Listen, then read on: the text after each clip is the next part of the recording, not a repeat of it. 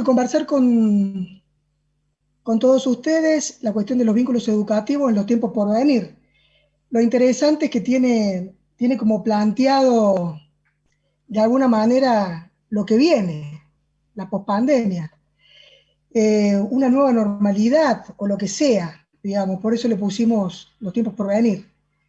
Eh, y si bien tengo que marcar algunas cuestiones o conversar sobre el tema de la convivencia, sobre los vínculos educativos y sobre algunos aspectos relevantes sobre eso, en realidad eh, lo que me ha pasado es que, bueno, el doctor Aldana en el día de ayer, al igual que, como también voy a apoyar, pues planteó Furman, más que nada en las preguntas que le hicieron, que me parece que dio respuestas muy interesantes. Y por último, en el panel de ayer me parece que se pudo ver en ejemplos de lo que quiero conversar, así que por eso los invito a poder verlo, a poder recordarlo, en especial la ponencia que hicieron las últimas compañeras. Yo lo que vengo a compartirles son tres aportes para poder seguir pensando lo que viene, ¿no? En el marco de esta situación excepcional en la que estamos viviendo. Te voy a pedir, Juan José, si podés ampliar la pantalla. Voy a compartir pantalla entera. Dame un segundito. Sí, señor. Ahí va. Usted avíseme si va bien. A ver.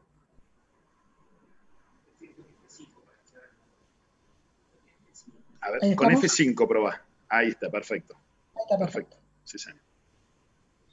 Bueno, yo voy a tener en cuenta tres ideas fuertes con la intención de recuperar los sentidos.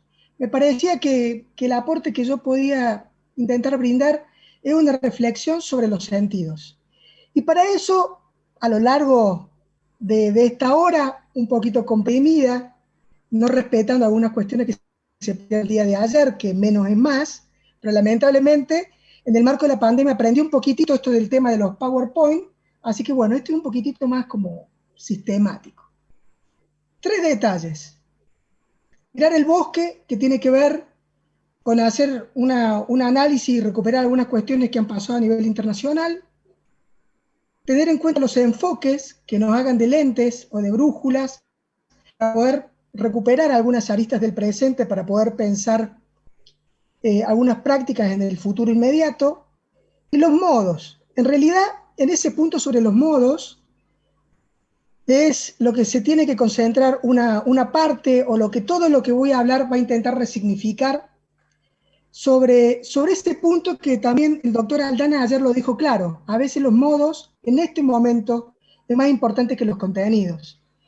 Y en ese punto es donde vamos a dialogar sobre la cuestión de la convivencia, sobre la cuestión de los vínculos educativos y sobre algunos aspectos que tienen que ver con la emocionalidad, con la emoción, con los afectos, que vamos a llamar la atención. Pero va a ser cuando lleguemos a ese punto de los modos. Esta parte es como bien rápida, pero quiero marcar un punto. El sistema educativo, ya lo dijeron todos los disertantes y se dijo ayer en los paneles. Quizás voy a intentar decirlo de otra manera, a ver si aporta algún detalle más. Podemos pensar que el dispositivo educativo se vio absolutamente modificado a lo largo de esta pandemia y posiblemente va a seguir modificándose. Cambió su espacio, el espacio de escuela, el espacio aula, creo que algo que no nos imaginamos que podía llegar a pasar.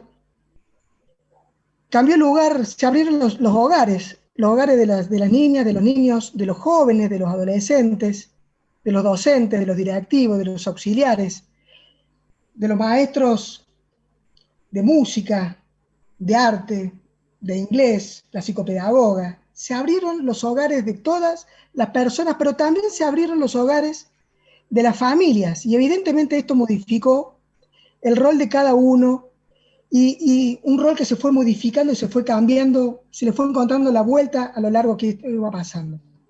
Cambió la presencialidad.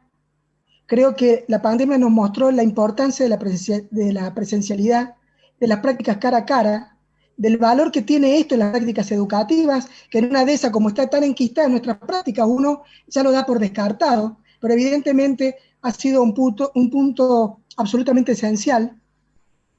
Se modificaron los tiempos de estudio, los tiempos de recreo, los tiempos de enseñanza.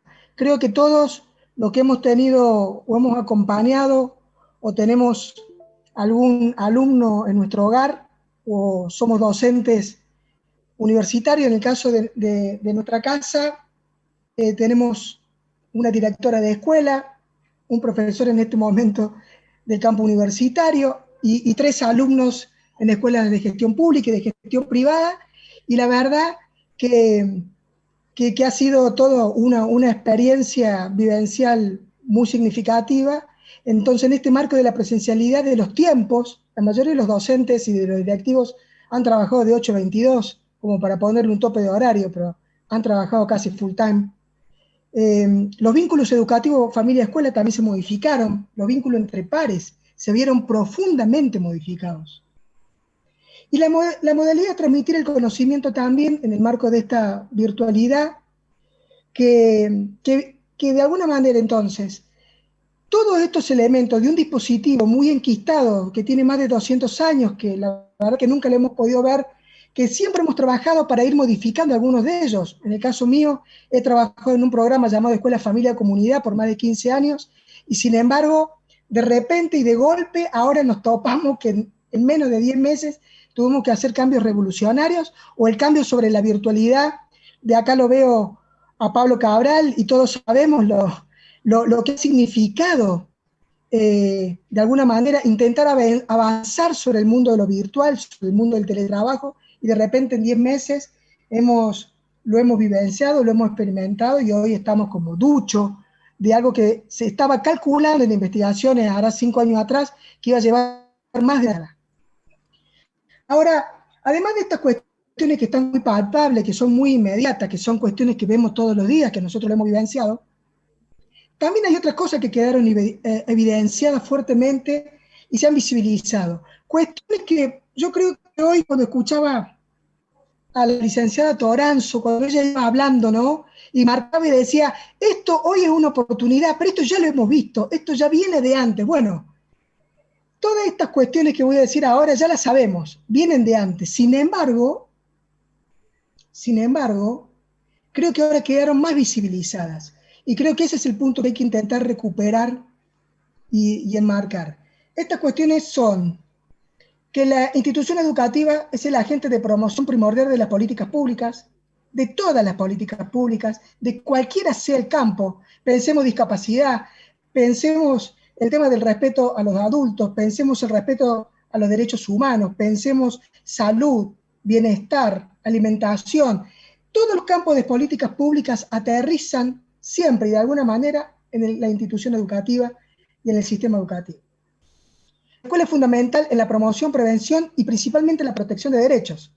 En reuniones del Consejo Nacional Federal de Protección de Derechos, como también en el provincial, ha quedado plasmado en los primeros meses de la pandemia fuertemente, de que decían, claro, ahora no tenemos los procesos de promoción, no tenemos los procesos de detección de determinados tipos de vulneraciones. Y si bien nosotros esto lo sabíamos, que la escuela era fundamental en estos ejercicios, sin embargo, las instituciones no lo reconocían de igual manera. Por eso me parece que esta visibilización también es un punto importante para poder valorar y para poder corresponsabilizar a todos los actores en la protección, más allá del sistema educativo. Sabemos que esto se siguió haciendo, sin embargo, es un rol fundamental en el marco internacional y nacional en cuestiones de los aportes que tienen que ver con la alimentación, con la salud física, con la salud emocional de las y los educandos, que es el espacio público a donde casi ninguna otra política suele llegar, ¿no? Me acuerdo apenas inicia la pandemia, cuando de repente había que llegar a determinadas escuelas rurales que no estaban tan lejos de los centros como, estaban capaz a 10 kilómetros al Zacate, estaban a unos kilómetros de Calamuchita, sin embargo, ahí ya no había internet, ya no encontramos que no había agua, volvíamos a recordar que no se podía llegar con el acceso de los autos si de repente había una lluvia, digamos, esos espacios ese espacio público del cual se apoyan las otras instituciones para poder promover, para poder prevenir y para poder proteger derechos de distintos campos.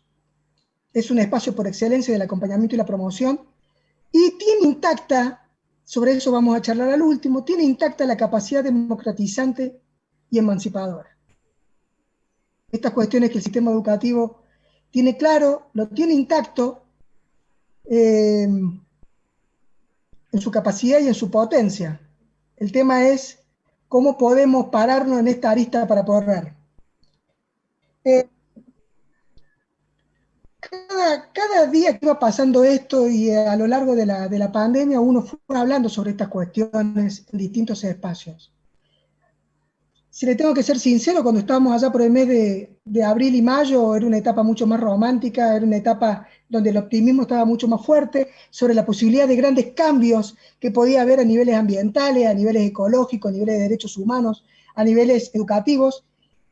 Y la verdad es que con el tiempo uno se fue volviendo un poquitito más pesimista, ¿no? Uno estaba viendo que ya cuando llegamos al mes de junio, llegamos al mes de agosto, había muchas cosas que ya no estaban cambiando, había muchas cuestiones que habían politizado, había muchas cuestiones que uno ya, el temperamento, el carácter, el estrés, la angustia, iba haciendo que uno iba fluctuando entre el optimismo y el pesimismo en estas cuestiones, y como dicen algunos filósofos, la realidad es que esos dos conceptos son bastante buenos, son las dos caras de lo mismo, y entonces me acordaba de planteos que uno puede deducir de algunos autores como Paulo Freire, donde de alguna manera uno puede decir que hay un optimismo crítico, a mí me gusta decirlo así, hay como un optimismo crítico o un pesimismo esperanzado.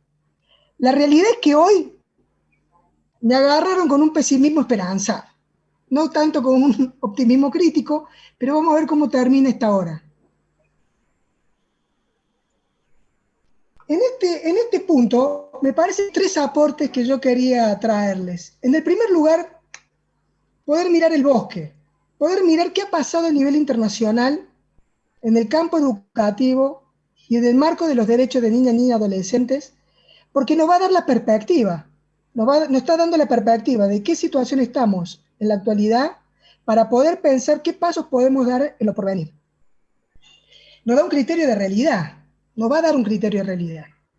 Y en ese punto, a lo largo de la pandemia salieron una serie de documentos internacionales de los cuales yo extraje 4 o 5 claves para pensar nuestras prácticas a futuro.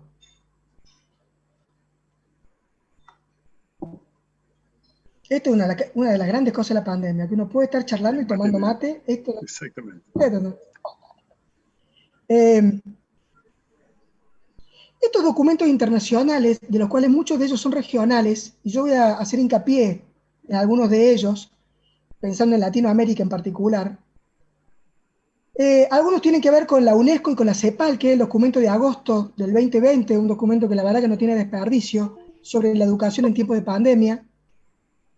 Un documento que sacó el Programa de Naciones Unidas para el Desarrollo, porque ha permitido pensar los objetivos del desarrollo sostenible en el marco de la pandemia, ¿no?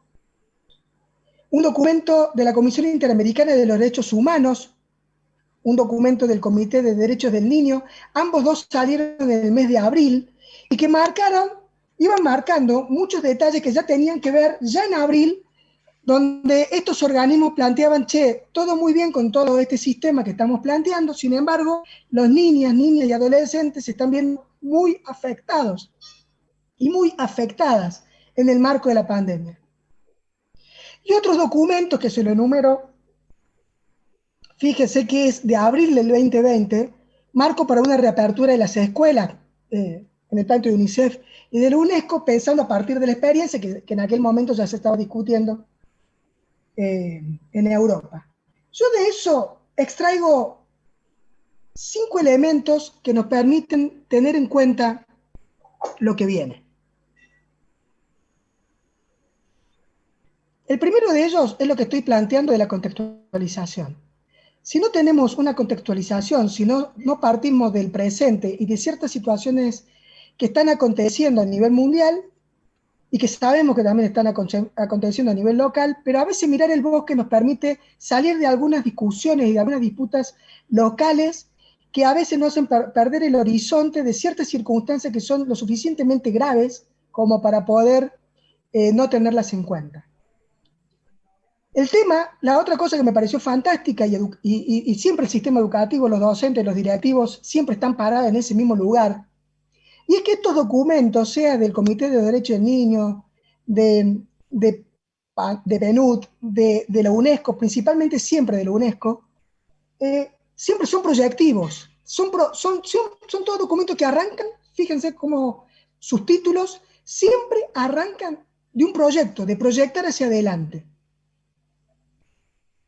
El tema de la flexibilidad está marcado en verde porque es un punto fuerte que marca el documento de la UNESCO para la educación y dice, esta es una de las características que vamos a tener que tener todos para poder proyectar, pero a su vez ser flexibles, porque las proyecciones duras o las proyecciones que estamos acostumbrados, hay muchas proyecciones que ya están pegadas a nuestro cuerpo, si no somos flexibles, evidentemente ¿no? Nos ha pasado, piensen a ciertos conflictos que aparecieron en el sistema educativo a lo largo del tiempo.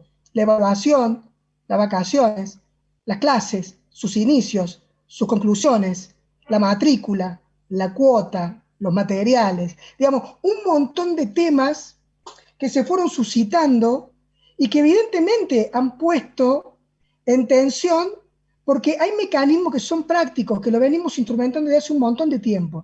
Y son esas cuestiones que las que necesitamos reflexionar y estar atentos.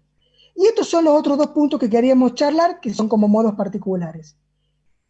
Volver al aporte de enfoque de derechos humanos, yo partiendo de las cosas que dijo Hernán Aldana en el día de ayer y Opreti, a mí me permite mucha libertad y decir, bueno, me parece necesario remarcar este punto del enfoque de derechos humanos y de los enfoques integrales y holísticos, ¿no? Total, descanso en la espalda de lo que ellos ya desarrollaron. Pero aunque voy a volver para significarlos desde este punto del enfoque de derechos humanos.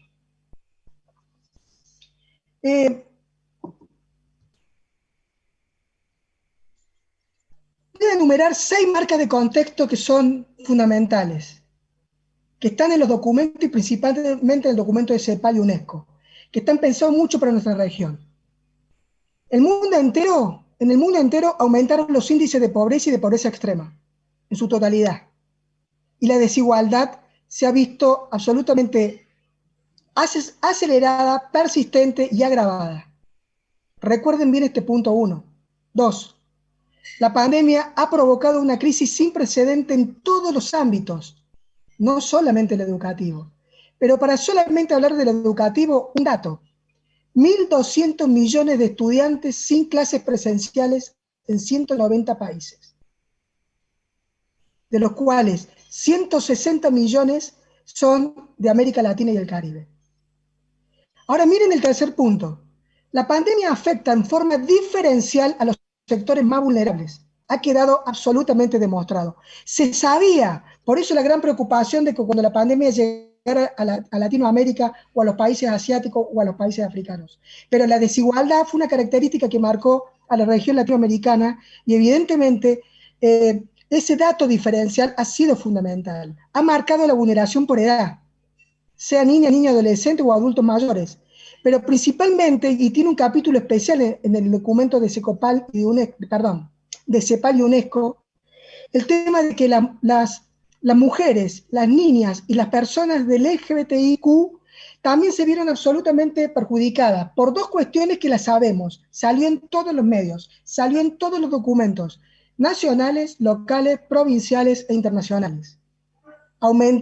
Se vieron agravados por la violencia, pero también por un retroceso por el lugar de cuidado, digamos, ya saliendo del eje de la democratización, de la igualación coparental, y se volvió al eje de las mujeres y de las niñas al cuidado, no solo a nivel de los hogares, sino también profesionales.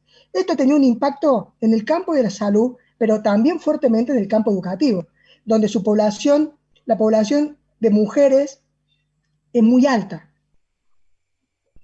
Y dos cuestiones más, que son dos alertas que marcan todos los documentos. En el futuro inmediato, en lo que viene, seguramente salud y educación van a ser puntos agravados, van a estar afectados. ¿Por qué? Porque seguramente la crisis económica va a llevar a una readecuación presupuestaria a nivel internacional. Sin embargo, creo que vale la pena, por eso estos documentos lo remarcan, rever la situación de salud y educación. Y el último punto es fundamental, que es una de las cosas que me pidieron que hablara y que tenga en cuenta. El documento de CEPAL y UNESCO plantean que el impacto psicológico y socioemocional en todos los actores, pero principalmente en el campo de los actores de la comunidad educativa, afectó abruptamente. Afectó a niñas, niños y adolescentes, pero afectó también a toda la comunidad educativa, a docentes, a directivos, y también, y seguramente y más profundamente, por un montón de variables que tienen que ver con lo económico y con otras variables, las familias, los distintos actores de las familias. Ese es el contexto por el cual tenemos que intentar pensar y ver esto que grandes pensadores, estoy pensando en Tonucci, estoy pensando en Edgar Morin, su artículo sobre la incertidumbre, estoy pensando en Da Costa, Da Silva, estoy pensando, no me lo voy a acordar ahora, donde plantean de que esto puede ser vivido como una oportunidad, pero tiene que ser pensado como una oportunidad en el marco de poder ver esta complejidad y con los pies bien puestos en la tierra para establecer los pasos que siguen. La verdad que, si le soy sincero, creo que si algo se acelera con la vacuna, posiblemente vamos a intentar, o posiblemente algunas cuestiones de estas pasen al olvido. Por eso, muchas de las cuestiones que digo van a quedar como preguntas, pero no como preguntas evaluatorias, sino como preguntas para recordar esto que hemos vivido. ¿Qué cosa de la prepandemia, de lo que era antes, queremos que siga o que no siga? ¿Qué cosas de la pandemia queremos que siga y que no siga? ¿Qué cosas nos cambiaron? ¿Qué cosas no queremos que nos cambien?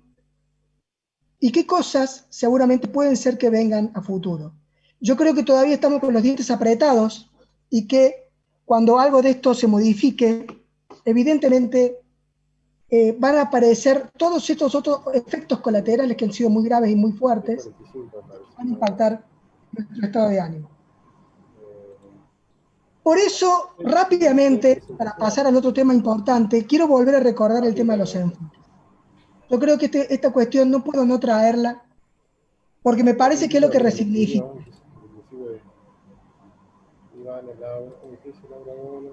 Estos enfoques, sí, se escuchan a vos. Se escuchan las voces de fondo. A ver si lo podemos corregir ahí. Yo no voy a hablar en profundidad sobre el enfoque basado en derechos humanos, pero claramente vamos a tener que tener en cuenta el tema del enfoque de género y diversidad en el marco de esta contextualización que acabo de marcarle. Si bien es un tema que viene en ascenso y trabajándose, tiene que ser profundizado mucho más fuerte. El tema del enfoque de vulnerabilidad. En la región latinoamericana, la vulnerabilidad es una característica que tenemos del análisis sobre sectores empobrecidos del cual todos estamos involucrados de una u otra forma, en forma importante en el marco de la región. Entonces, la interpretación sobre la vulnerabilidad va a ser una característica muy fuerte, y claramente todo esto está enmarcado dentro del enfoque basado en derechos humanos. Yo no lo voy a explicar hoy, pero sí quiero esta grilla que siempre la repito y que hace años que la vengo mostrando, ver qué luces se han prendido. Y vamos a tener que tener muy en cuenta.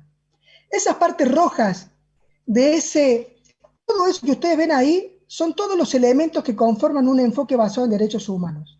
Toda acción, toda política, todo plan post pandemia, todo análisis que queramos realizar, tiene que pasar por cada uno de esos puntos. Sin embargo, me parece que hay algunos que que han sido característicos dentro de la pandemia, pero van a ser mucho más fuertes en el marco de lo que se viene. Para decirlo y mostrarlo más limpio, son estos los puntos. Creo que en todas las disertaciones y en los paneles de ayer, yo les recomiendo que escuchen el último panel de las docentes de ayer a la mañana, porque lo dijeron con tanta claridad que dije yo, uy, ya no puedo hablar ni tampoco de eso, porque lo habían dicho tan bien, que digo, ¿de qué voy a hablar?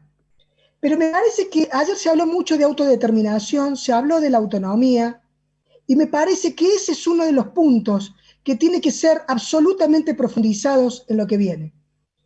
Tenemos que pensar, creo que la pandemia nos dejó algo muy claro. El concepto de autonomía, que tiene nuestro nuevo Código Civil, nuestra nueva Constitución, la que viene avalada por las normas internacionales sobre la Convención de los Derechos del Niño, también la Convención en el marco de la erradicación de todos los procesos de discriminación para las personas con discapacidad y para niñas y mujeres, todas estas convenciones del 48, de 1948 en adelante, este concepto de autonomía tiene que ser repensado. No es un concepto de autonomía individualista, no puede ser un concepto de autonomía marcado en el pensamiento utilitarista. No puede ser, ¿por qué? Porque claramente si queremos pensar la autonomía y la capacidad en el marco de lo que hemos visto, de lo que esta pandemia nos hizo desarrollar, ya nos hemos dado cuenta de que esta autonomía sí o sí tiene que ser pensada en forma colectiva. Es una autonomía que se enfrenta con el principio de solidaridad de los derechos humanos, que también marca la Declaración de Bioética y Derechos Humanos, que cumple 15 años este año, en estos días cumplió los 15 años, o el principio de responsabilidad. Esto es, yo tengo que pensar la situación de mi derecho y de mi principio de la libertad y de la autonomía y de mi igualdad, pero no puedo no pensarla sin pensar la igualdad y la libertad del otro, sin pensar ese desarrollo. Ya Zygmunt Bauman marcaba que no podemos, que la libertad no es un concepto tampoco individualista, la libertad es colectiva. Para poder conformar sujetos autónomos tiene que haber una sociedad autónoma, planteaba Catoriano. Creo que esas son las líneas que tenemos que tener en cuenta. Yo después voy a llevar a aterrizar en el pensamiento freiriano, en el pensamiento de la pedagogía de la liberación, pero que son las pedagogías que están enmarcadas justamente en el principio de vulnerabilidad, que es el pensamiento latinoamericano. Latinoamérica siempre marca, cuando lleva la discusión a los derechos humanos, siempre lleva la discusión de decir, che, cuidado con los derechos son universales, pero está demostrado que los sujetos colonizados no son universales para ciertos grupos poblacionales como son los europeos. Entonces, no todas las personas cuando se sientan en una mesa para debatir intersubjetivamente están sentados iguales. Eso es lo que Latinoamérica lleva a la reflexión. Eso es pedagogía de la autonomía. Eso es el pensamiento de Maturana. Eso es también el pensamiento bioético latinoamericano y es el pensamiento de los derechos humanos traído a la Comisión Interamericana de Derechos Humanos. Quiero mostrar que cuando uno lo analiza desde ese lugar, el concepto de protección es tan fundamental como el concepto de autonomía. Eso lo trae el pensamiento del Comité Interamericano de los Derechos Humanos, que es un gran aporte al Comité de los Derechos Humanos, de los Derechos del Niño. Se revé y se repiensa el lugar del interés superior del niño, la participación en serio. ¿Qué pasó en la pandemia con la participación? ¿Se abrió algo en ese marco? Y este es el último punto que quiero traer y voy a pasar a lo que tengo que resignificar. Quiero dedicarle un buen tiempo al tema de los modos. Una característica de los derechos humanos, sea en el campo que sea, es la interdependencia y la interrelación de derechos. Llevado al campo pedagógico, llevado al campo de los derechos del niño, yo aprendo de las cosas que me dicen, ¿eh? Hernán Aldán ayer dijo, miren el puntito del coso, miren el puntito, disculpen, no lo hice, llevo 30 minutos sin mirar el puntito. Como lo estoy mirando acá, de acá lo miro moderador, disculpen, miro la ventanilla del costo. Pero bueno, voy a intentar, no voy a poder hacer, no voy a poder mirar el puntito. Va muy bien, Juan José, va muy bien, va muy bien.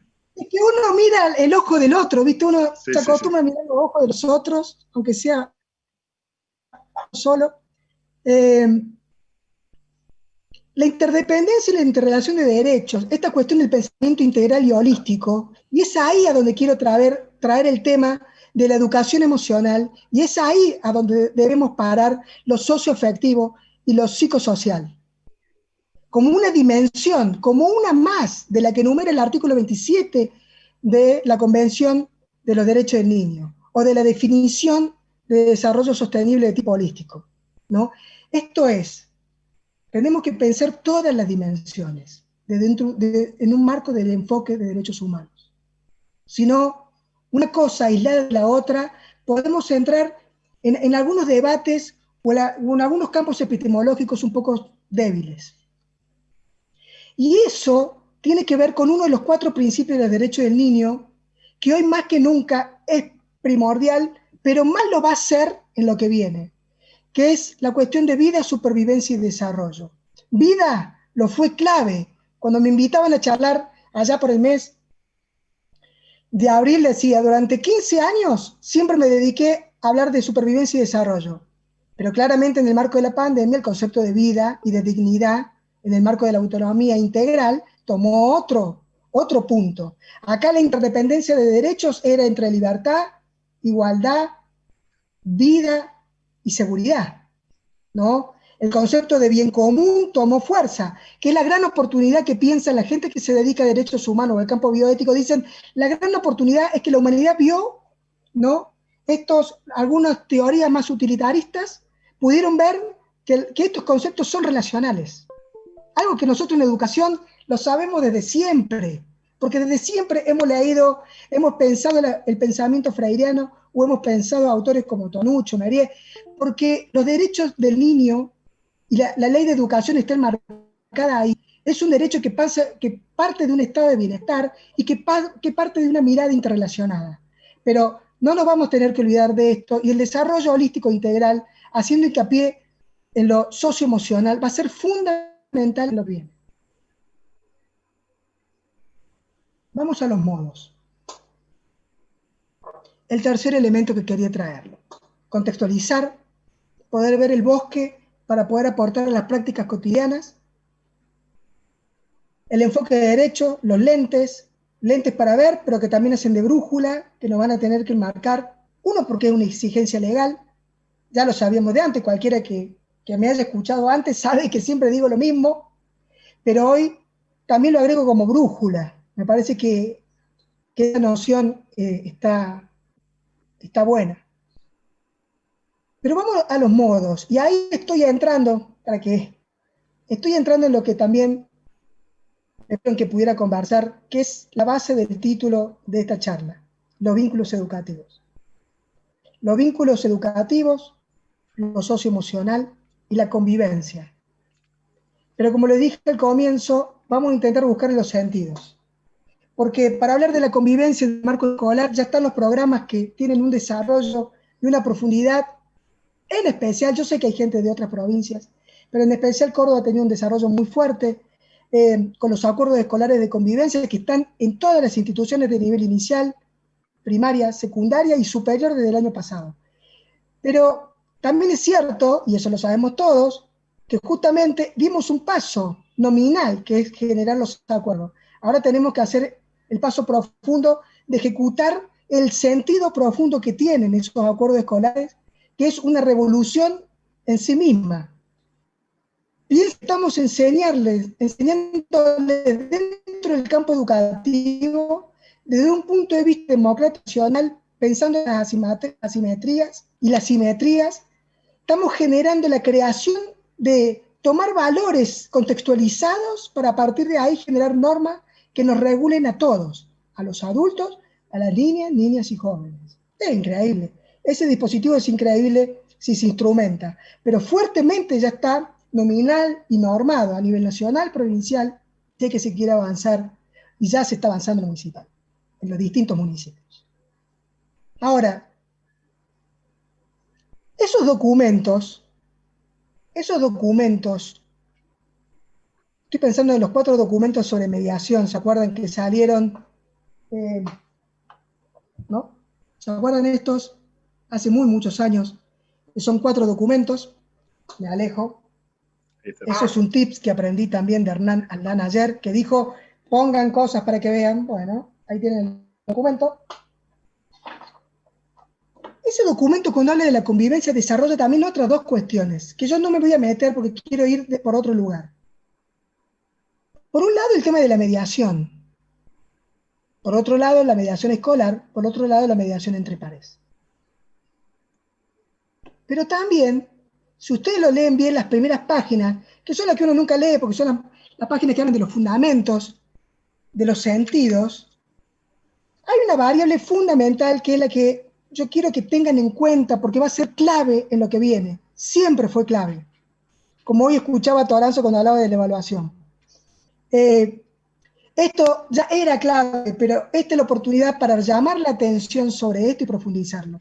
Y es de que hay que profundizar las habilidades interpersonales, las habilidades comunicacionales, para mejorar el vínculo, el trato y llegar a acuerdo entre pares.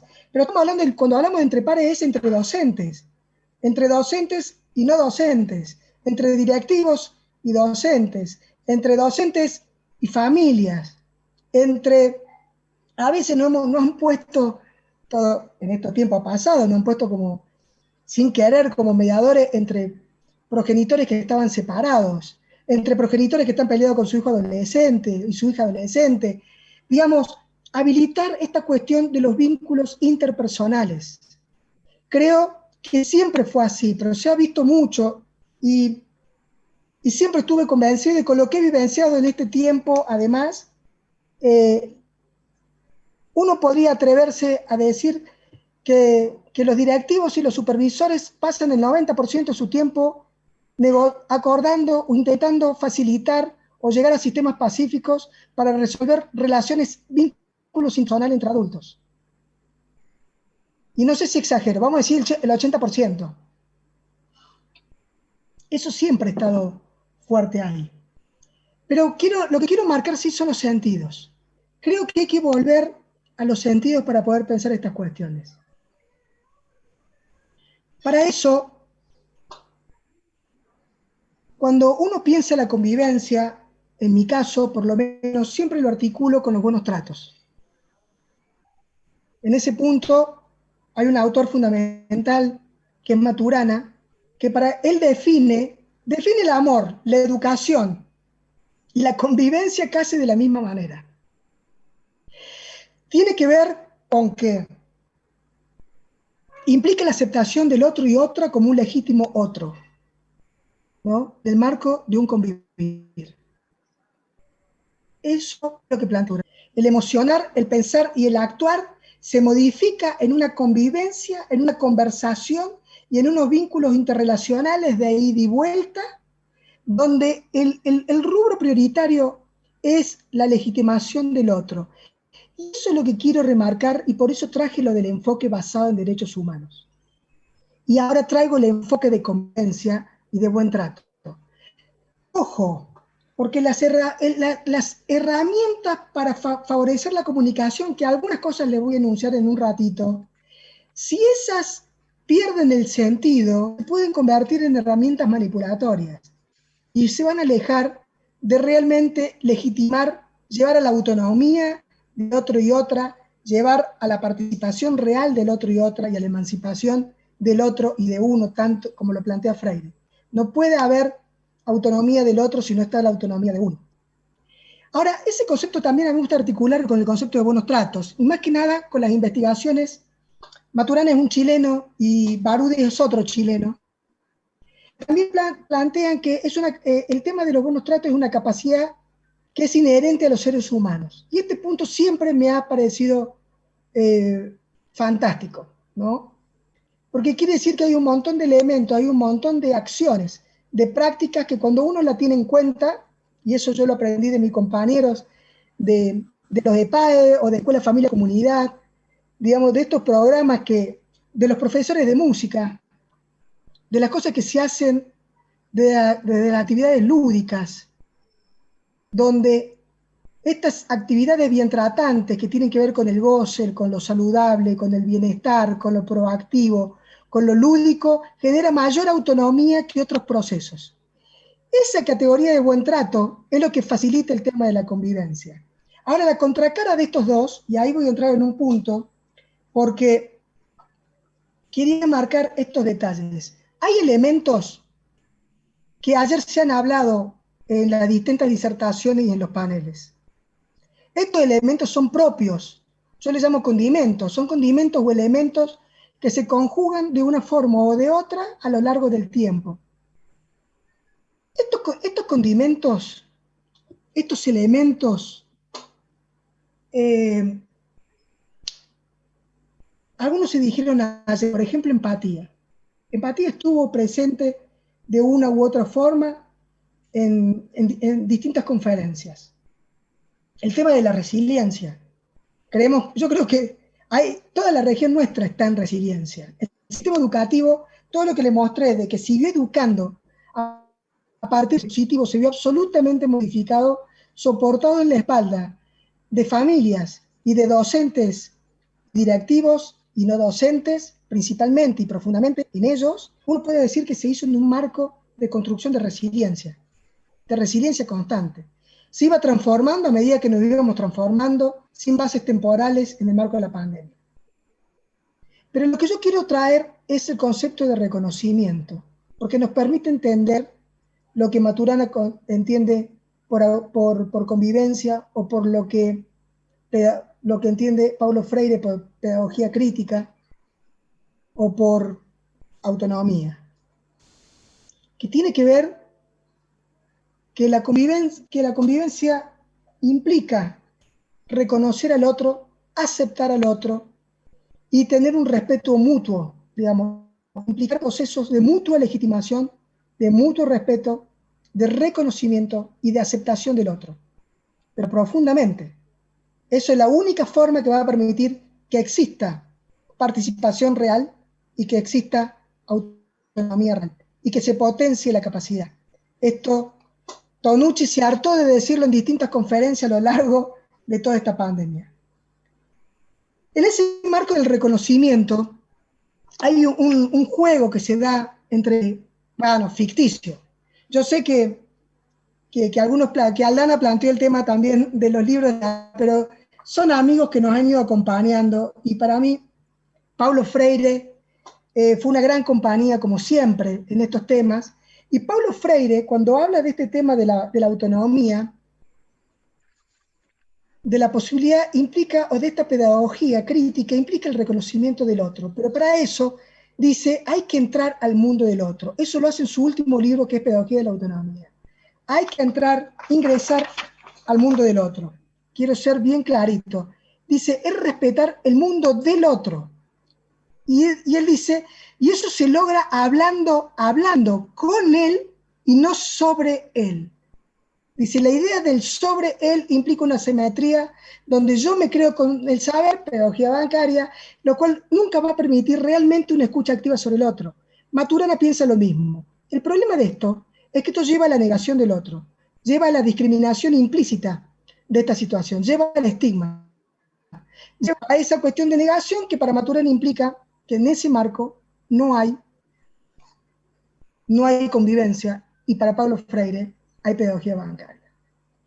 Quiero mostrar que esto es de alguna manera complejo, se trabaja sobre la superficie, ahí marco 2 puntos más, el tema de transformarnos y transformar las distopías. Creo que eso fue muy fuerte. No hace falta que se lo expliquemos hoy en día a docentes y a directores y a directivos, porque lo vivieron. Han vivido este proceso de transformar y transformarse en el marco de una distopía. Porque claramente una pandemia es una distopía. Y todos los procesos que se fueron generando para intentar desarrollarlo, para poder contenerlo, ha generado circunstancias muy disímiles en distintos países y ha generado marcos muy distintos. Y ahí traía estas 2 cuestiones. El tema del acto creativo como acto de resistencia y autonomía, que si uno separa en los buenos tratos, esto sale fácil, esto sale rápido, esto lo hemos vivenciado con compañeros nuestros de trabajo. ¿Será porque tengo al moderador que tengo, que no puedo pensar en las orquestas de los barrios, ¿no? que se hicieron en las escuelas y que también se hicieron en las organizaciones de la sociedad civil. No puedo pensar las bibliotecas ambulantes. Uno no puede dejar de pensar en los circuitos lúdicos recreativos que se han habilitado. Eso es el enmarque que habilita las transformaciones, que habilita estas posibilidades. A mí me dejó marcado, voy a ver si lo puedo decir para marcar un punto esto del arte y de la resiliencia. Hay un poeta y escultor argentino, creo que es cordobés, una persona que ha vivido situaciones extremadamente difíciles, que se llama Chali, un gran escultor, y un gran escritor, y un gran poeta. Búsquenlo, búsquenlo. Y él plantea algunas cuestiones de esta resiliencia, y lo dice tan bien que para qué voy a seguir diciendo yo lo que él puede decirlo. Él en su muro dice, para quienes viven con algunos tipos de discapacidad, hay algunas cuestiones en Elian, dice, la experiencia del encierro y la inhabilitación para transitar el espacio público es parte del paisaje. Esto lo escribió en marzo, ¿no? Marzo y abril en su... La vida cotidiana se vuelve un artefacto tirano en el que la cuarentena introspectiva es la única vereda para transitar la calma. Son largas las citas, pero al último plantea. En este sentido, dice, no, le voy a leer un pedacito más, dice, en este fango fértil y enigmático, la enfermedad se vuelve un catalizador creativo en el que la noción fantasmática de la muerte articula con lo cotidiano para concebir una nueva cartografía de salud y su efecto emocional. Es decir, muestras, dolencias se vuelven un marco teórico para el autorreconocimiento y nos predispone, por lo tanto, a una nueva conformación de autocuidado. Todo lo que dije planteado con una mirada resiliente y creativa. Y termina. En este sentido, la posibilidad sería que nuestro sistema inmunológico se sobrecargue de las vacuolas de la soledad de lesianas, asumiendo que la quietud, el silencio y la interrupción de la velocidad serán las herramientas precarias que nos permitan colectivizar los sueños en la construcción del mundo que nos espera. Es fantástico. Y si ven la obra de Elian, esto que acabo de decir se resignifica de una manera que realmente ahí toma un sentido que uno no puede darle. Repetí, Juan José, por favor, el nombre de vuelta, que justo tuviste una interrupción ahí en el sonido cuando nombraste al artista. Elian Chali. Elian Chali. No puedo, no, porque hay una parte estratégica, no la voy a poder desarrollar, pero sí pedirles, por aquello que le dije de las relaciones interpersonales, así como los buenos tratos son inherentes al ser humano, hay algo que la ciencia social hoy casi no discute en ningún plano, por más críticos que seamos en nuestros enfoques de análisis, por más que nos paremos en el campo de la biopolítica, hay 2 o 3 supuestos que hoy, de una u otra forma, casi, digamos, hay una pequeña certeza, o uno cree, o uno quiere que existan esas certezas. Y es que la convivencia se puede potenciar, que los buenos tratos se pueden profundizar. Ahora nosotros lo hacemos en el marco de la búsqueda de una dignificación y de una subjetivación dignificante, ¿no? Para mí, si yo cumplimento con eso, logro enmarcar una mirada de enfoque de derechos humanos que, voy a decir así en este momento, no me interesa, porque si en el marco, si lo podemos hacer desde ese lugar, el pensamiento ético nos está llevando hacia otro lado. Pero así como digo eso, también hoy se sabe, desde hace ya mucho tiempo, la comunicación. Hay algunas premisas de la comunicación que también hoy sabemos y que también son buenas noticias. Y como son buenas noticias, vamos a tener que usarlas profundamente en lo que viene, más que en lo que vivimos. Primero es que siempre estamos comunicando, lo hemos vivido, con un Zoom, con un Meet, lo dijo ayer Aldana, pero lo hemos vivido. Lo hemos vivido cuando hacemos la cara, cuando de repente escuchamos, ¿vos viste, vos viste la cara que tenía la madre mientras yo hablaba? ¿Vos viste el gesto con la mano? Esa mamá estaba cansada, ¿no? Y así uno puede tener 1000 ejemplos que hemos vivenciado a lo largo de este tiempo. Comunicamos con los gestos, con las palabras, con los actos, con los silencios, con la mirada, con la cámara, con el mood, con el muteo, con la habilitación de sonido. Cuando uno ya está canchero, uno ya habilita el sonido y el profesor le dice, ¿qué es lo que querés decir? ¿No? Es increíble cómo el campo de la comunicación evidentemente comunica. La segunda gran noticia es que como podemos comunicar, podemos modificarlo. Podemos mejorar los sistemas de comunicación. Tercero, la comunicación está atravesada por emociones. Y ahí quiero marcar un punto. Voy a volver en un minuto. Está marcada por el contexto y está marcada por las emociones. Y acá hay un concepto fundamental. Uno que es un chimento, ya que hemos hablado de artistas. Me enteré en la pandemia que la palabra poesía etimológicamente viene de acción. Y me pareció tan fantástico. Disculpen, es una soncera que viene al margen. Pero también me dediqué a profundizar para poder trabajar con esto que se viene, con docentes, con profesionales, con agentes de la salud y de la justicia, que la emoción también viene de un concepto etimológico que tiene que ver con moverse, con mover hacia. Y está muy bueno. Y esto también, cuando uno lo descubre, lo empieza a encontrar en todos los textos. Lo encuentra en Freire y lo encuentra en Maturana. Porque plantea que la emoción es lo que mueve. Es más, Piaget ya habla, ¿no?, que la emoción es el motor de la inteligencia. O sea, digo, la emotividad está. Ahora, si no la tenemos en cuenta, si no prestamos atención a nuestra emocionalidad, que ya hemos dicho que va a estar complejizada en el corto y mediano plazo, y que evidentemente esa emocionalidad va a modificar nuestros actos y va a modificar nuestro pensamiento, si no tenemos en cuenta esos detalles, y evidentemente vamos a ver conflictos. Vamos a ver conflictos cuando nos vinculemos entre pares, cuando nos vinculemos con los directivos, cuando nos vinculemos con el supervisor, cuando nos vinculemos con la gente de protección de derechos, cuando nos vinculemos con el COE, siempre vamos a estar, porque va a haber algo de esa emocionalidad del otro y de uno que va a estar en juego. Y no podemos olvidarnos que estamos en el marco de una vulnerabilidad en masa. Quizá me equivoque, pero bueno, lo digo así por lo menos para estar atentos. Estamos en un proceso de vulnerabilidad resiliente en masa. Entonces vamos a tener que estar atentos a estas cuestiones. Hay elementos, hay herramientas de la comunicación que solamente quiero enumerarlas, que se pueden tener en cuenta. La escucha activa.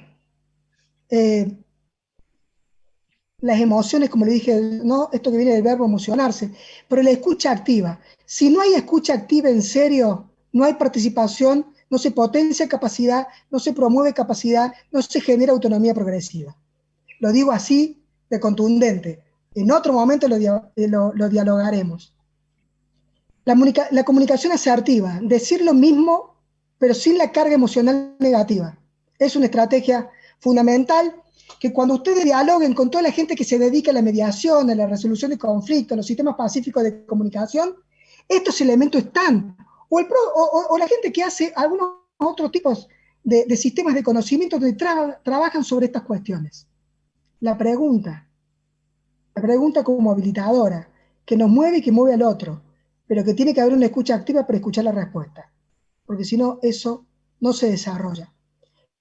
La eliminación de todo tipo de violencia, pero sabiendo que estamos en un marco de vulnerabilidad. Pero por más que yo diga eso, es inaceptable la violencia. Y lo que se dijo ayer, lo del trabajo colaborativo, algunas pistas para seguir en el campo de la mediación, para que los docentes y las docentes puedan profundizar la negociación colaborativa. De ahí son dos grandes campos de pensamientos que tienen que estar. Ahora, estas estrategias comunicacionales,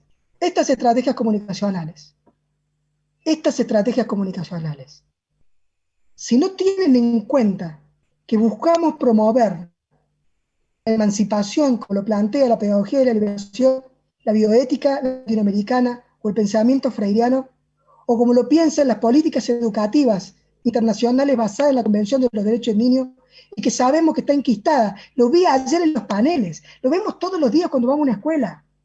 Está bien, yo ahora a partir de marzo ya solamente voy desde otros lugares, ya no lo hago desde mi campo público, pero digamos, cuando uno lo vive y lo vivencia, uno ve que está esto. Pero por eso me tomé el atrevimiento de pensar esto, la inteligencia emocional, la inteligencia artificial, las cuestiones que tienen que ver con las estrategias comunicacionales. Si no recuperan el sentido de la autonomía, de la emancipación, si no recuperan la cuestión de meterlo en una gran trama de los principios de derechos humanos, que mezclan el derecho de justicia con el de equidad, para poder pensar los derechos humanos de tercera y de cuarta generación. Porque es muy difícil pensar hoy la equidad en el marco de la justicia si no tenemos en cuenta esta autonomía que es colectiva para poder pensar las generaciones futuras. Esto es un preaviso de lo que nos viene diciendo toda la gente que se dedica al campo de los derechos ambientales, a los derechos humanos de la ecología. Sin ir más lejos, la encíclica papal que salió. Uno puede tener creencias de un tipo o de otro, pero hay que leer estos instrumentos, saber el poder que tienen y poder, desde la laicidad de la que queramos establecerlo, poder clarificarlo. ¿Para qué? Para llegar a vínculos subjetivantes y dignificantes.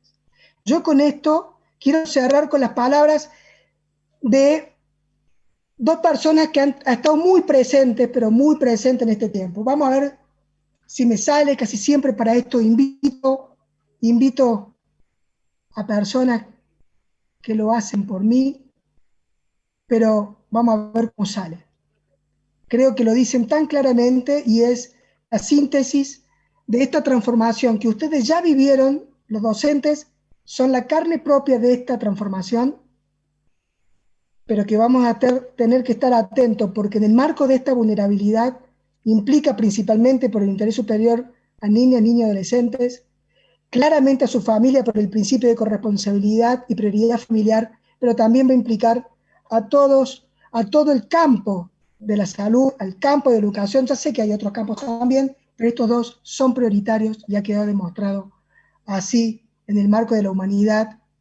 Está establecido en los Objetivos de Desarrollo Sostenible, en el marco de la pandemia y lo que viene de la pospandemia, y en el marco de los derechos humanos. Leo estas dos citas.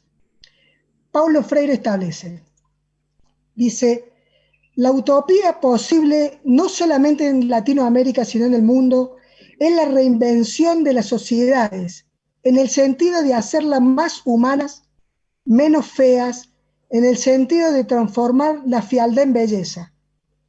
La utopía posible es trabajar para hacer que nuestras sociedades sean más visibles, más vivibles, más deseables para todo el mundo y para todas las clases sociales.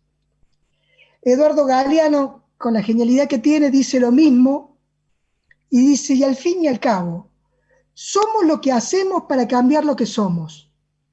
Son cosas chiquitas, no nos sacan del subdesarrollo, no socializan los medios de producción y de cambio, no es propia las cuevas de Alibaba, pero quizás desencadenen la alegría de hacer y las traduzcan en actos. Y al fin y al cabo, actuar sobre la realidad y cambiarla, aunque sea un poquito, es la única manera de probar que la realidad es transformable. Creo que eso es lo que nos queda, esa es la beta, esas son las líneas libertarias que tenemos que tener en cuenta en el futuro inmediato por venir, para seguir dignificando y no caer en algunos otros estados que evidentemente nos puedan dificultar ese recorrido. Bueno, muchas gracias. José, bueno, la verdad que buenísimo. Te agradezco el optimismo con que ves todas las dificultades que fuiste nombrando, pero a la vez que le fuiste encontrando una salida y una posibilidad para replantearnos cosas que la verdad son difíciles, pero bueno, vistos desde la forma que nos lo planteaste es muy esperanzador también. Así que el objetivo lo cumpliste de verlo con una mirada positiva. Digo que tengo varias preguntas acá, pero por una cuestión de tiempo me están pidiendo que hagamos una pregunta. Perfecto. Así que me preguntan si crees que será posible a partir de ahora para los estudiantes poder viajar, poder seguir con los viajes que tenían programados a otras provincias, a otros países, o bueno, campamentos. ¿Cómo ves esa parte? Si crees que se va a poder restablecer en algún momento del año. Yo estoy seguro que todo se va a restablecer de una u otra forma. No sabemos cuáles son los tiempos. Lo que sí, vuelvo ahí al punto de la interdependencia de los derechos. Hoy estamos en marco a nivel mundial de la corresponsabilidad, de una responsabilidad que no es individual, sino que es colectiva. Y es en ese ejercicio que vamos a tener que poder establecernos para volver a una normalidad que va a tener que ser una normalidad otra. Y creo que esto nos va a tener que ayudar a pensar que la importancia que tiene lo afectivo, el encuentro, la valoración del viajar, porque hace a los derechos culturales, hace a los derechos sociales, hace a la necesidad afectiva, hace a la conciencia colectiva de poder mirar una Latinoamérica de otra manera. Yo creo que todo eso va a tener que volver, pero siempre teniendo en cuenta esta conjugación de derechos que hoy está en juego entre el bien común, la autonomía, la libertad, la igualdad y el desarrollo. Y como dije, Latinoamérica siempre marca la necesidad de estar muy atento a la protección especial de los grupos más vulnerables.